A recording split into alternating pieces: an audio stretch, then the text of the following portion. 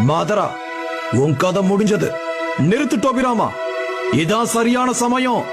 மாதராவை யாரும் தொடக்கூடாது. உன் கையால சாகிறது எனக்கு பெருமைதான் ஆச்சிராமா.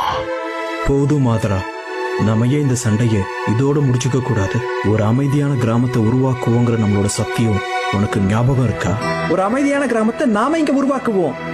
அப்படி மட்டும் நடந்தா என் தம்பி எந்த பிரச்சனையும் இல்லாம பாதுகாக்க முடியும்.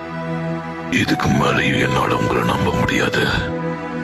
இருந்தாலும் சமாதானத்துக்கு ஏதாவது வழி இருக்கா? அதுக்கு உன் தம்பி இப்ப சாகணும், இல்லனா நீ இப்போ இங்க சாகணும். இப்ப என்ன பண்ண போறீங்கன்னா என்ன கொல்ல போறீங்களா? ரொம்ப நன்றி மாதரா, உன்னோட இரக்கமான மனசு எனக்கு இதுல இருந்தே நல்லா புரியுது. ஒரு தம்பி இழந்த அண்ணனோட வழி எப்படி இருக்கும்னு அவனுக்கு நல்லாவே தெரியும். நான் போனதுக்கு அப்புறம் நீங்க யாரும் மாதராவை கொல்லக்கூடாது. இனி செஞ்சுவும்